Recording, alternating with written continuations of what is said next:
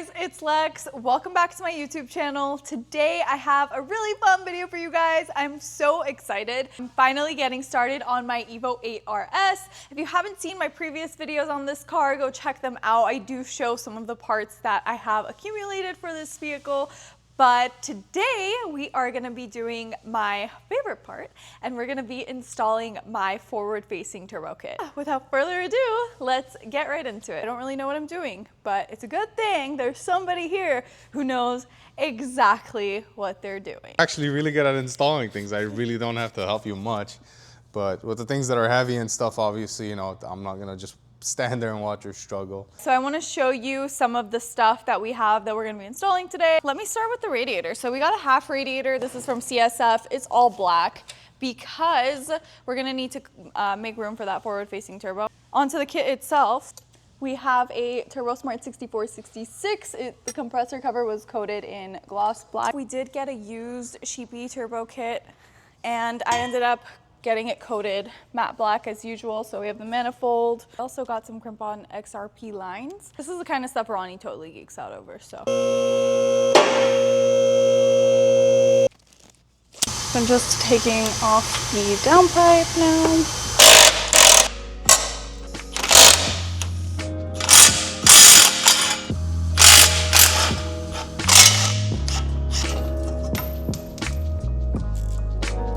Here, since you're here. Thank you. Okay, just took off the downpipe and the lower intercooler pipe, and now I'm gonna take off the bumper.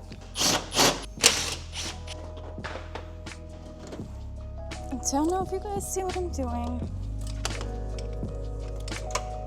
Just draining the radiator fluid.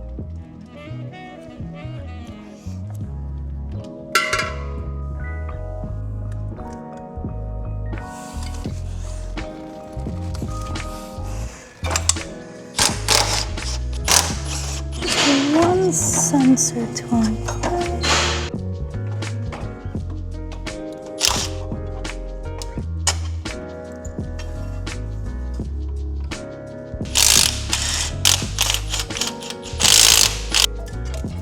Look at that. It's heavy.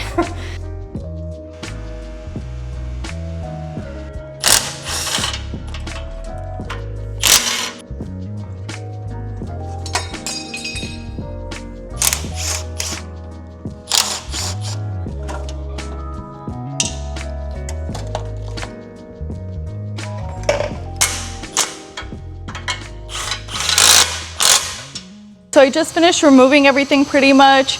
Manifolds off, turbos off, fans off, pretty much everything's off. And I'm getting ready to install a new manifold gasket. We have a fresh one right here. And then I'm gonna go ahead and put on the new manifold and start bolting everything on. New manifold going in. The stud wasn't clearing the manifold, so my expert is gonna modify that for me. So we're really quickly gonna cut about 2 or 3 threads off because it hits the Sheepy manifold. It's a common thing with the Sheepy manifolds, as most of you guys that have installed them know. So we're just gonna lightly deburr this stud, and then I left the nut on there on purpose so we can just back it off and clean the rest of the thread. So Manifold is going on. I took off the gloves. I know it's not professional, but my hands were suffocating. Struggling a little bit here, but there we go. Channeling my inner peace.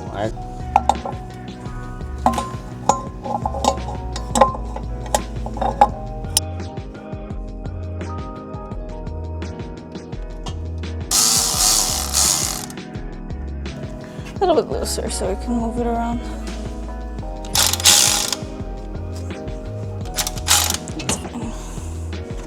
Perfect. Walking the turbo on. Get a little preview. Wow. That's insane. That's a .com. Okay, so I'm just gonna put these retainer plates on, but I'm just gonna lightly, temporarily put them on, and then we're gonna take them out and put Loctite once we know the final position of everything. 1, 2, Some more, and another half. Okay guys, so everything is kind of loosely on there right now. We got the manifold, turbo, O2 housing. We're just gonna lift the car right now. I'm gonna go ahead and position the downpipe. Then once I know kind of where everything goes, I'm gonna tighten it. All right, so the earlier EVO turbo kits, forward-facing stuff, they have a bunch of clearance issues, and Lex was like, are you seriously about to start grinding the block? And the answer is yes, you have to notch the block. Thankfully, it's just this area that nothing gets bolted up to. So it's kind of like just like a tool that serves no purpose at this point. Even if you have an AC, the bracket goes here. Well, you can't run this with AC. What we're trying to do is we're trying to make sure the O2 housing clears the block, and just notching it a little bit to give it that clearance. Nothing's gonna happen. Obviously, you're not ruining the block's integrity or anything, but let's see how close we are now, how much more we have to go. Yeah, they can see it. It's ever so slightly touching. So we'll do another like 60 thousandths or so. Just one more pass with the grinder and we're good to go, and then we can line up the downpipe. Okay, so we're using an OEM Mitsubishi gasket, OEM Mitsubishi bolts and washers, and then a flange from STM. Trying to record this. All right, after battling this thing for like an hour, we finally got it on. And now over here, just gotta add a gasket, tighten this.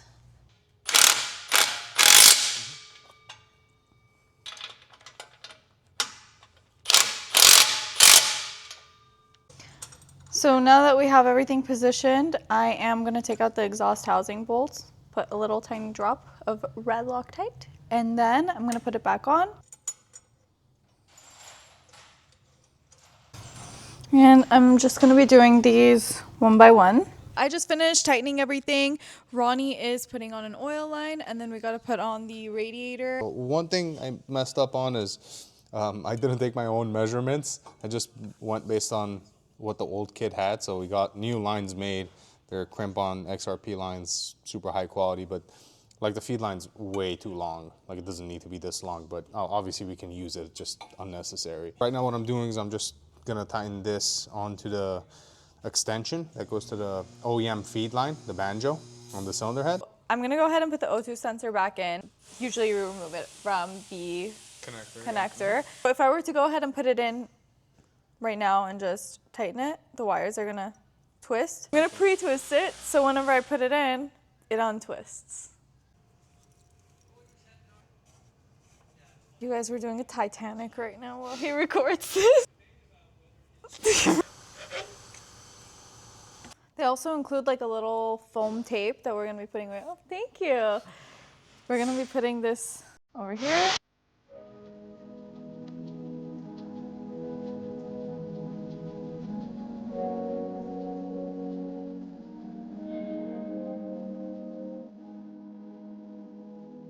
All right, guys, so excuse the mess in the engine room. We have 4 springs in here. We have the plain, we have the blue, we have the green, and then we have the white.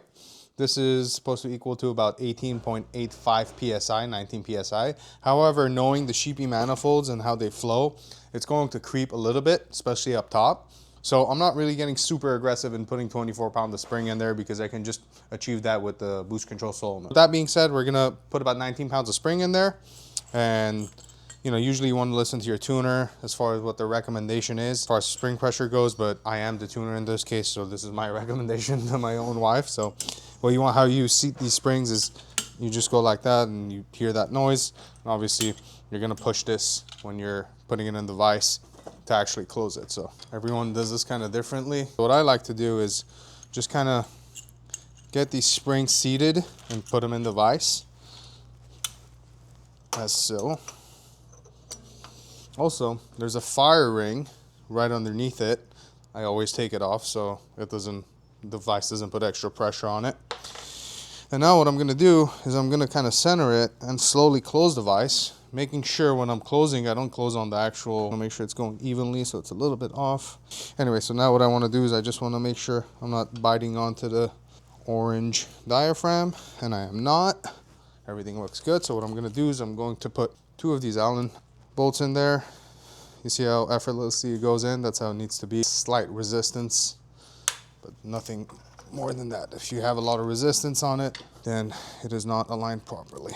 And you are going to destroy the diaphragm, which then you got to pull it apart again. As Lex says, that's it.com. There's two ways of doing boost control on an external gate. Bottom control only and top and bottom control. On this particular application, we're going to do bottom only, meaning what I'm going to do is I'm going to choose a reference point. Like let's say if I'm choosing this port, and this all depends on the positioning of your wastegate, so it doesn't matter where you put it. So if I'm putting it here, then this and this guy have to be blocked off. So I'm only putting pressure underneath, but no pressure is escaping. However, again, if I'm only doing bottom control, these two top ones have to be vented. If they're not, then it's gonna shoot for the moon. It's gonna give you all the boost no matter what you ask for. But if you're doing top and bottom, what you would do is you would put another reference line up top and then you would cap this as well. So both ports, top and bottom of the diaphragm, would be capped. In this case, we're just using bottom control because I know we can get up to 40 pounds of boost, maybe even more with a 3-port with the spring setup that we have. So right now I'm not putting in the dump tube because, well, we don't want to take off the cam sensor shield, but even if we did take it off, it doesn't sit right. It kind of sits like that. So we're going to put this to the side for now. I'm going to fill it up with some coolant, and then we are going to bleed the cooling system. 2050 going in. All right, guys, so the install is like 99.9% complete with the exception of the lower intercooler pipe that our fabricator Chris is gonna knock out for us, and the dump tube, which obviously is not gonna open right now. Somebody took a hammer to it and it looked extremely crappy. For whatever reason, I still got it coated because I thought we were gonna use it for the time being, but it was just at a really weird angle. 2050 HPLs in the car that Lex just put in. Lex already filled up the cooling system as well. The only thing we have to do as it's bleeding or in the process of, after we start the car is just wire in the fan real quick so the car doesn't overheat. And I just want to get Lex's initial reaction. Yeah, we primed the turbo and we're ready to start the car. So start it up and yeah, let's go.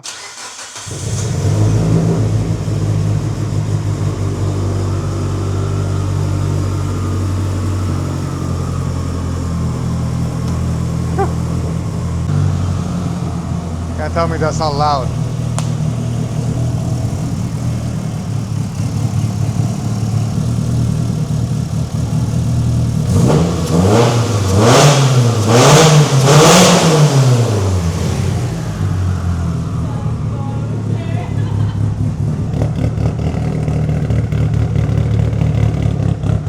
Sounds really good, guys. That is not okay. That is not, no, it's not.